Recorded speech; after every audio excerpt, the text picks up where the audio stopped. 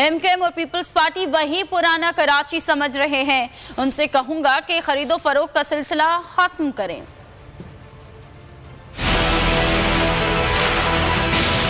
कराची बदल गया है, कराची अपनी असल की तरफ लौट रहा है। पीपल्स पार्टी समझ रही है कि वही पुराना जमाना चल रहा है। एमक्यूएम से सौदेबाजी कर लो और हमारे मैंडेट को तबाह कर दो।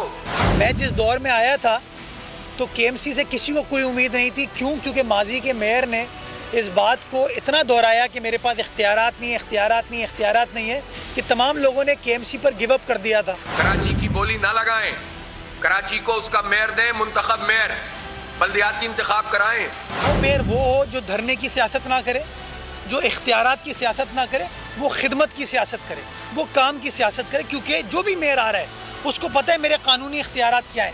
आप अपने आप को जमहूरियत का चैंपियन कहते हैं। अभी आपने अपना यौम तासीस मनाया और आपने कहा कि हम अवामी हैं, जमहूरी हैं। आप हमें बताएं कि आपकी ये जमहूरियत बल्दियाती इंतखाब में कहाँ चली जाती है? आपकी ये जमहूरियत लोगों को इख्तियारात क्यों नहीं देती है? मैं तो इस्तीफ़ा गालिबन कोई 2 महीने पहले दे चुका था और मेरी पार्टी ने मुझे कहा कि नहीं, आप काम जारी और सारी रखें।